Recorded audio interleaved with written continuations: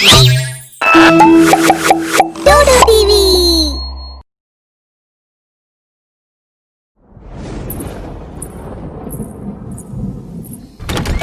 सुनिए, मेरी पायल कहीं खो गई है। उसे ढूंढने में मेरी जरा मदद करेंगे? ओके। आदमी झुककर ढूंढने लगा, तभी लड़की ने उस आदमी का बाल नोच लिया। अरे ये क्या कर रही हो? लड़की का चेहरा बदलकर भयानक हो गया। अब तू वही करेगा जो मैं कहूंगी। चल अब नाच कर दिखा। बस बहुत हुआ, अब मुझे तेरी कोई जरूरत नहीं, तुझे मरना होगा।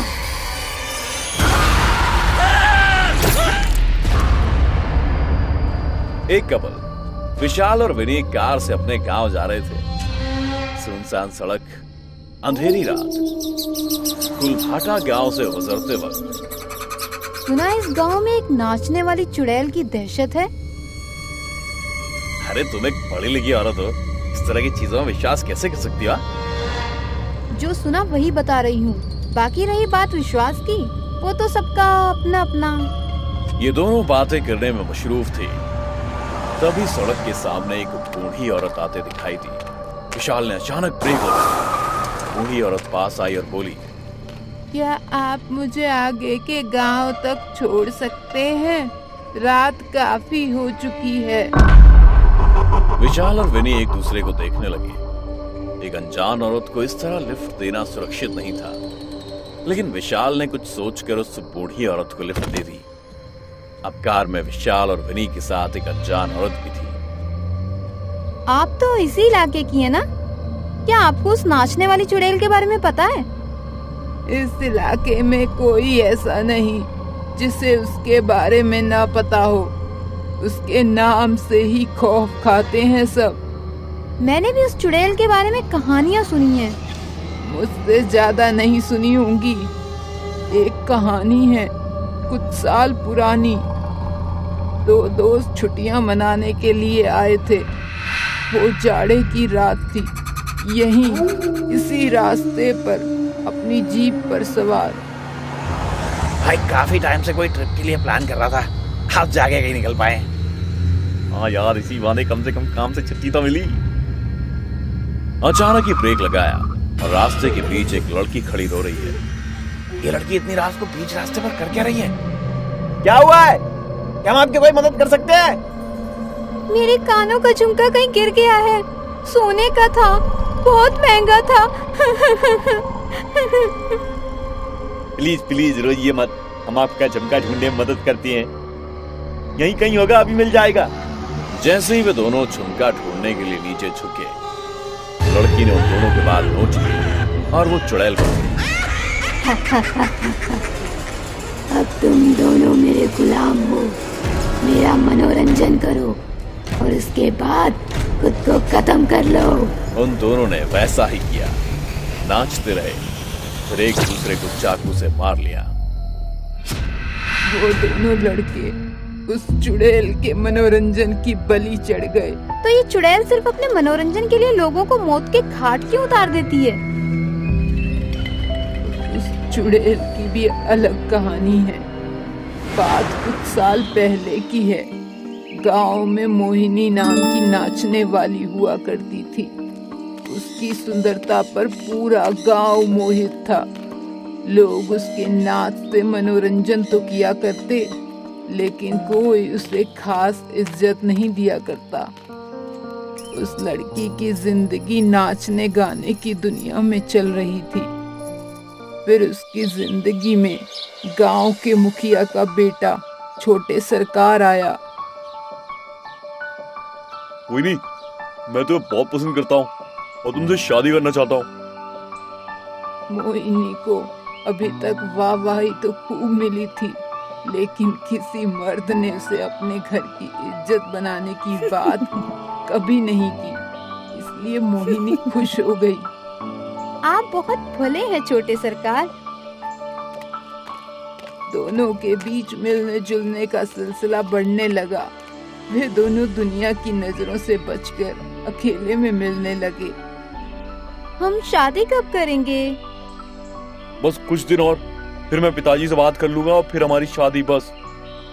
मोहिनी अपनी नई जिंदगी के बारे में सोचकर बहुत खुश थी, लेकिन अचानक ही उसकी सभी खुशियां छिन गई। कुछ दिनों बाद जब वे दोनों मिले, कब करेंगे हम शादी को? 1 साल से ज्यादा हो गया। शादी? और तुमसे? यार तुम तो खाली मेरे एंटरटेनमेंट के लिए हो। छोटे सरकार ने मोहिनी को धोखा दिया। मोहिनी ने रोते हुए अपनी बात पंचायत के सामने रखी, लेकिन किसी ने उसकी मदद नहीं की।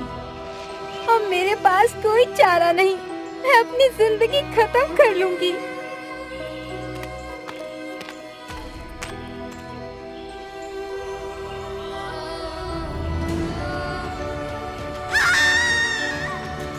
मोहिनी ने अपनी जान दे दी और पूरा गांव तमाशा देखता रहा।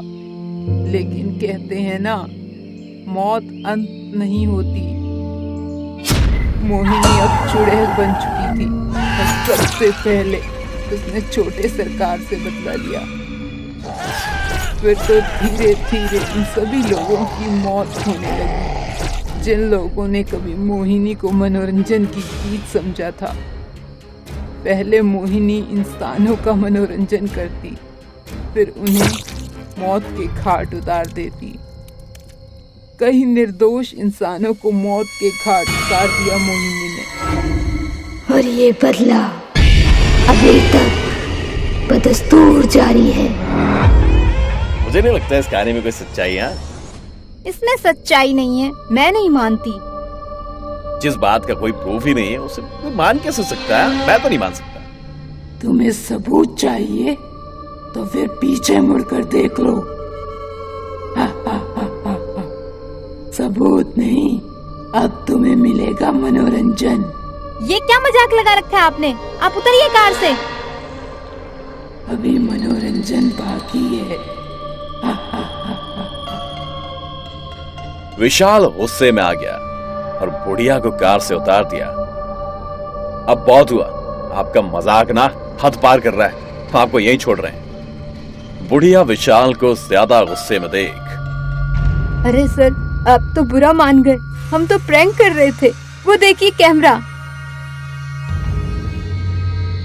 प्रैंक की बात सुनकर विनी और विशाल थोड़े शांत हुए। इस प्रैंक से अच्छे अच्छे लोगों को डराया, लेकिन आप लोग एक पल के लिए भी नहीं डरे, ऐसा क्यों?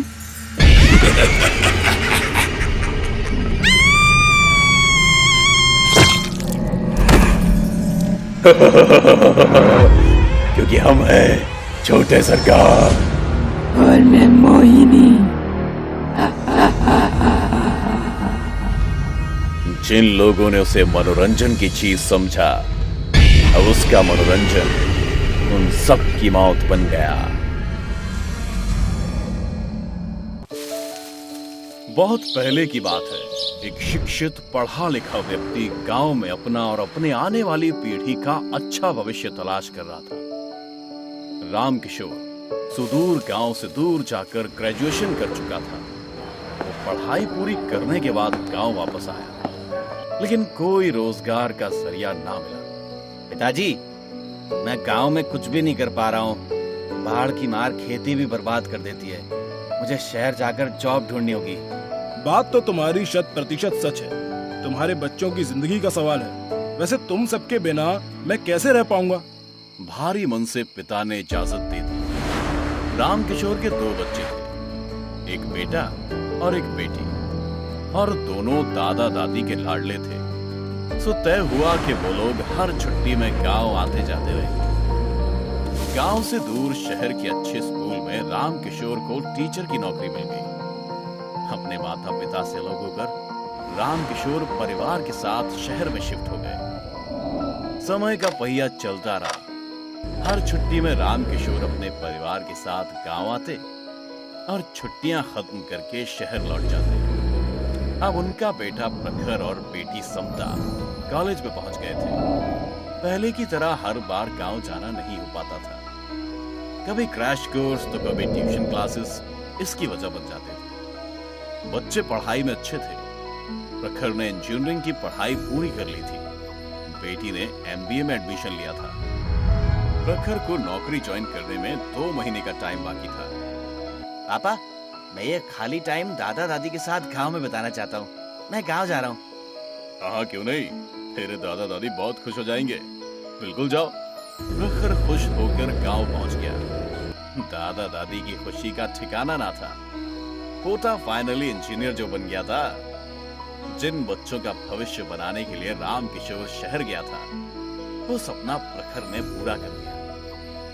दादा दादी गांव के लोगों से तारीफ करते थकते नहीं थे। प्रखर दूसरे दिन तैयार होकर अपने गांव को देखने और बचपन के दिन याद करने घर से निकला। घूमता टहलता वो गांव के किनारे एक पुराने खंडर में पहुंचा। वहां अचानक जोर से हवा चलती है और उसके बगल से लड़कियां पीछे से आवाज देती है, प्रखर, प्रखर। प्रखर पीछे मुड़कर सोचता है, ये मुझे कैसे जानती है? तुम मुझे कैसे जानती हो? मैं तो तुम्हें पहले कभी नहीं देखा। तुम कौन हो? कहाँ रहती हो? मेरा नाम स्तुति है। मैं तुम्हारे बचपन की दोस्त। हम साथ खेलते थे। मुझे तो बिल्कुल भी याद नहीं। मैं तुम्हें नहीं जानता। प्रखर, तुम मुझे कैसे भूल सकते हो? मैं तुम्हारी खास दोस्त हूँ। प्रखर अजीब सा महसूस करता है। वो उसे आकर्षक सी लगती है। वो मंत्र मुग्ध सा उसकी बात सुनता है। ऐसा लग रहा था जैसे उस पर वशीकरण चलाया जा रहा हो। स्तुति, तुम्हारे माता पिता कौन है? कहाँ रहती हो?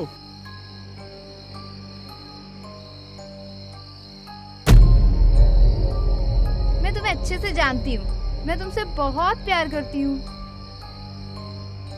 प्रखर ऐसे उसकी बातों में, उसके प्यार में खो जाता है, मानो जैसे बरसों से उसे जानता हो। वो उतनी देर में ही अपनी पूरी सुध बुध खो देता है। हाँ, मैं भी तुमसे प्यार करता हूँ। तुम्हारे बिना मैं जी नहीं सकता। चलो, तुम्हें सब याद तो आया। शायद मेरी याददाश्त कमजोर हो गई है, क्योंकि मैं तुम्हें महसूस कर पा रहा हूँ, पर मुझे कुछ याद ही नहीं आ रहा। कोई बात नहीं, मैं तुम्हें धीरे धीरे सब याद दिला दूंगी।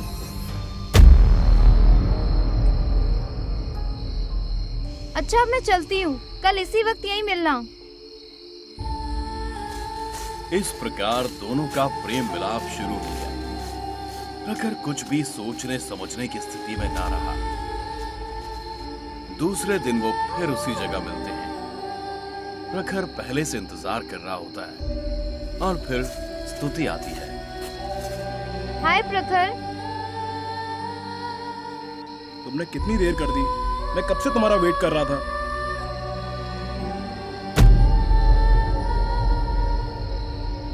अच्छा सुनो, तुम किसी को मेरे बारे में कुछ मत बताना, नहीं तो मैं नाहक बदनाम हो जाऊंगी।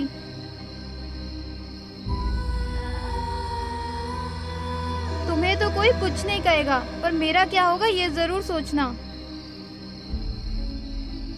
नहीं नहीं, ऐसा नहीं होगा। मैं समझ सकता हूँ। मैं क्यों किसी से कुछ भी कहूंगा भला? अब दोनों बिना किसी की परवाह किए एक दूसरे से मिलने लगे। उस लड़की को कोई ना तो जानता था ना पहचानता था। वो आते जाते किसी को नहीं दिखती थी। वो हवा की तरह प्रखर के बेडरूम तक पहुंचने लगी। प्रखर विवेकहीन की तरह उसका कठपुतली बन गया था। वो रेगुलर रात में आती और सुबह प्रखर के जागने से पहले चली जाती। उसके जाने के बाद प्रखर गुमसुम हो जाता।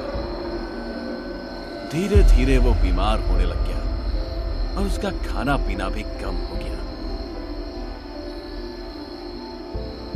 प्रखर बेटा, तुम्हें क्या परेशानी है? अच्छे भले आए थे, महीना भी नहीं हुआ और तुम महीनों के मरीज लग रहे हो। खाना पानी भी छोड़ दिया। नहीं दादाजी, मैं तो ठीक हूँ। लेकिन दादा दादी को बेचैनी होने लगी। वो प्रखर को डॉक्टर के पास लेकर जाते हैं। डॉक्टर ने चेकअप किया, सारे रिपोर्ट्स नॉर्मल थे। कुछ टॉनिक और विटामिन दिए और वापस भेज दिया। लेकिन परेशानी ज्यों की त्यों बनी रही। मैं किसी को क्या बताऊं? स्तुति को कोई नहीं जानता। स्तुति बदनाम हो जाएगी, लेकिन मैं भी सहज नहीं हूं। प्रखर मानसिक और शारीरिक उलझन में था। दादी गांव के लोगों की सलाह पर एक दूर दराज के तांत्रिक को बुलाती है और अपने पोते की समस्या बताती है। तांत्रिक बाबा अपनी दिव्य दृष्टि से सब देखते हैं।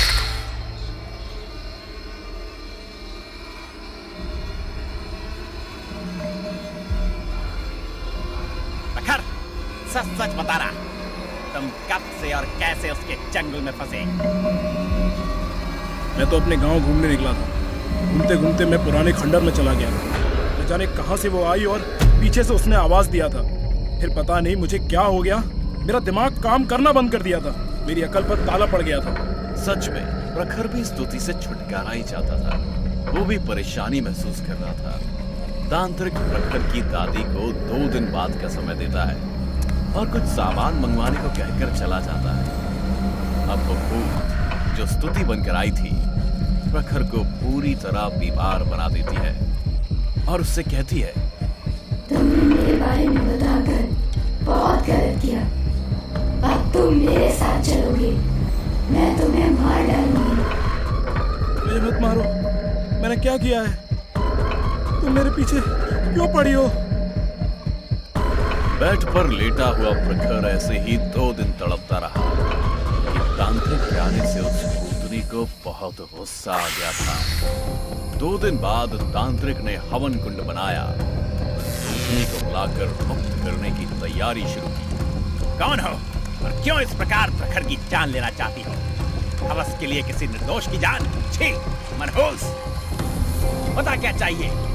बच्चे की जान बख्श दे। ये जो चाहिए दे देंगे, वो ले ले। इस गांव को छोड़ के चली जा। स्तुति तेज हवा के साथ आती हुई बैठे हुए लोगों को महसूस होती है। मुझे प्रखर ही चाहिए। तांत्रिक, तू वापस जा, नहीं तो जान से हाथ धोना पड़ेगा तुझे। ओम क्लीम क्लीम चामुंडाय विच्चै। देख ले, अब मैं जान से जाता हूँ या तू?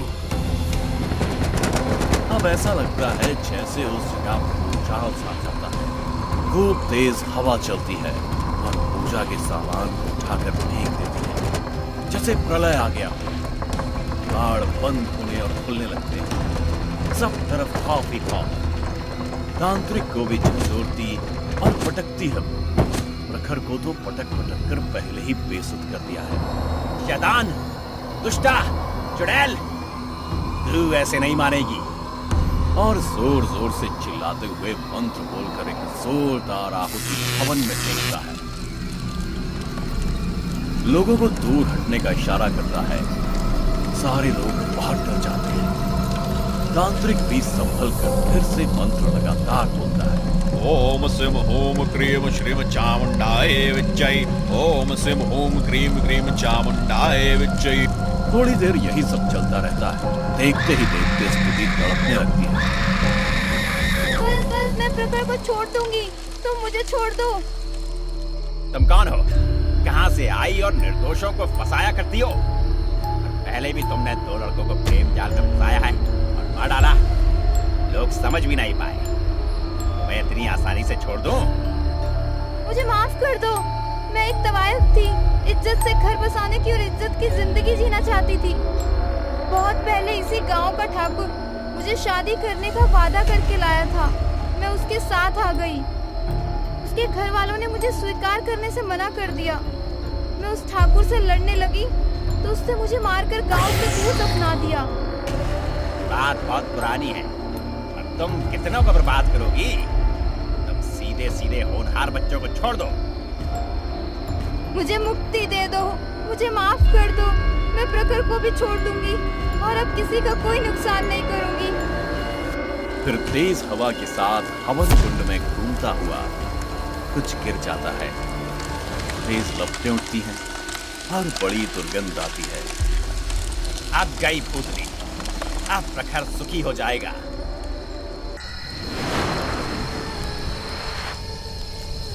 शहर के बाहर एक सुनसान सड़क जाती है।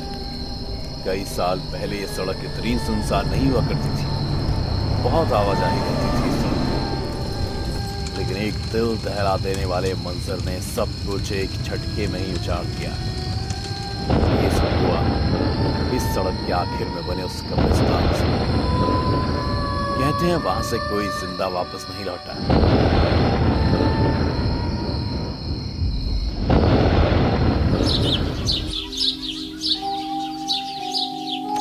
दोस्तों, हाल ही एक मिशन है।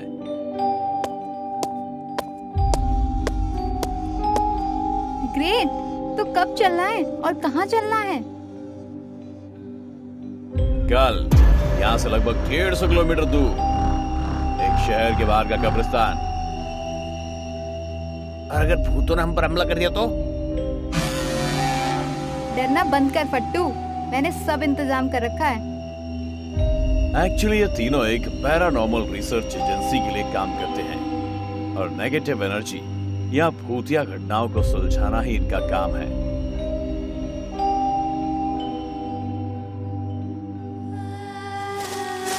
अगले दिन तीनों उस कब्रिस्तान के लिए निकलने से पहले घने जंगल में रहने वाले एक तांत्रिक के पास गए। उन तीनों को वहां देखकर तांत्रिक बोला, आप क्या समस्या लेकर आए हो? बोलो। बाबा, हम एक बहुत खतरनाक जगह पर जा रहे हैं, तो समझ गया, तो मैं सुरक्षा कवच चाहिए।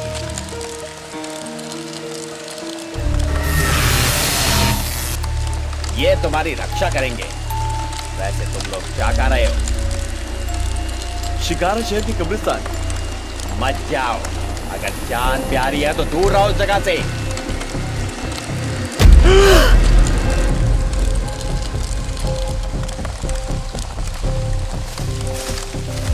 वे तीनों वहां से अपने ऑफिस में लौट आए, लेकिन तांत्रिक की बातों से हैरान थे।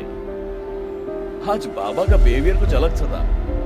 शायद वो उस कब्रिस्तान को ज्यादा ही भयानक मान रहा। दोस्तों, हमें तांत्रिक की बात मान लेनी चाहिए और उस कब्रिस्तान में नहीं जाना चाहिए। हम कल निकल रहे हैं, फाइनल। हाँ,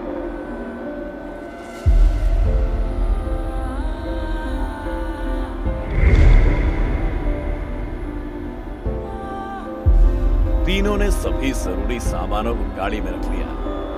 उस सामान में एक एनर्जी मीटर और कुछ सामान के साथ खाने पीने की चीजें भी थी। अब तीनों अपने सफर पर निकल चुके थे। कुछ घंटों के सफर के बाद वे तीनों उस इलाके में पहुंच गए।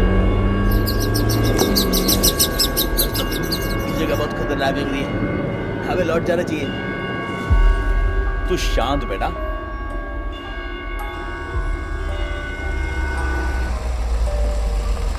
उन लोगों ने अपनी कार साइड में लगाकर पैदल कब्रिस्तान को ढूंढना शुरू किया।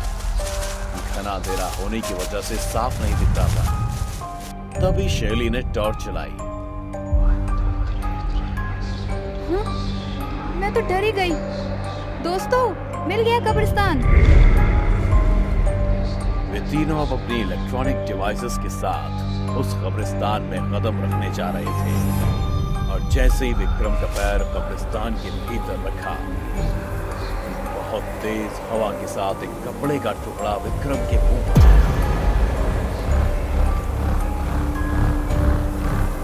भाई, ये जगह बहुत खतरनाक है सचमुच। हमें इशारा मिला है, ये जगह में छोड़ देनी चाहिए। हम अपना काम खत्म किए बिना कहीं नहीं जा रहे। चल अब एनर्जी मीटर निकाल और उस कोने में कैमरा लगा।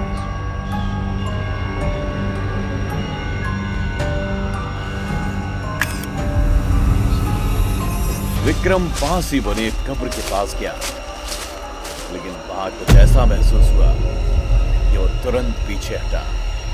विक्रम पसीना पसीना हो रहा था। गौरव, जल्दी से एनर्जी मीटर निकालो। उस मीटर को देखकर साफ एहसास हो चुका था कि ये जगह उन तीनों की सोच से कहीं ज्यादा खतरनाक थी।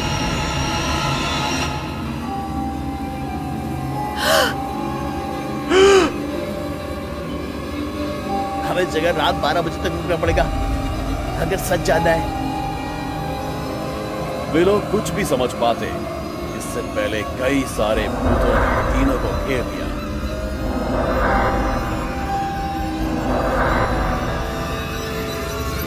भूतों को देखकर ऐसा लग रहा था जैसे वे किसी और के इशारे पर। मेरे पूरे करियर का ये सबसे भयानक अनुभव है, किसी भी तरह से बाहर निकलना होगा।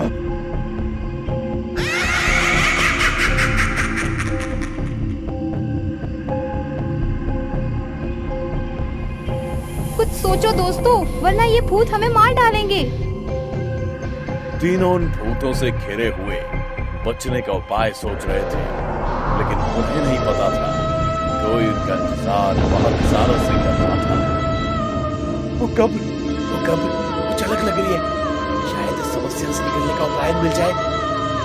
गौरव कब्र की तरफ भागा और उसने कब्र पर पड़ी धूल साफ की तो उस पर कुछ लिखा था, जिंदगी की सभी समस्याओं से मुक्ति। दोस्तों, हमारी समस्या का गौरव की मौत हो चुकी थी और उस कब्र से निकला भयानक पिशाच सबके सामने था। बाकी के भूत अब कहीं गायब हो चुके थे। आज 150 सालों का इंतजार खत्म हुआ, ये कब्रिस्तान फिर आबाद होगा।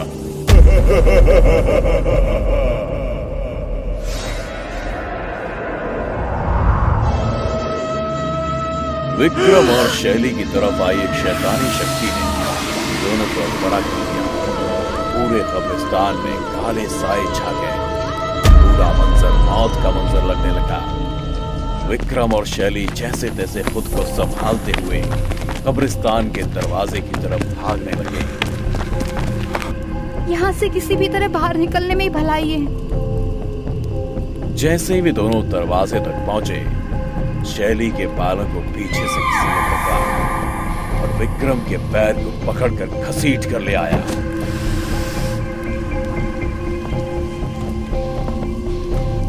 भागना चाहते हो, लेकिन कैसे?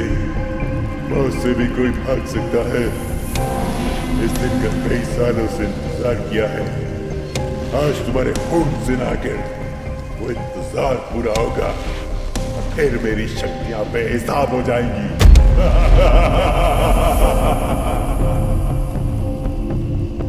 तुम तीनों को क्या लगा था उस तांत्रिक के सुरक्षा कवच तुम्हें बचा लेंगे? उस हैवान ने उन तीनों दोस्तों को एक एक कर मौत के घाट उतार दिया। कोने में रखा उनका कैमरा ये सब देख रहा था। उस कब्रिस्तान पर सच ही लिखा था, जिंदगी की सभी समस्याओं से मुक्ति। तो किसी ने सच ही कहा है कि संसार में कुछ चीजें हमेशा पर्दे में हैं और उनसे छेड़छाड़ खतरनाक साबित हो सकती है।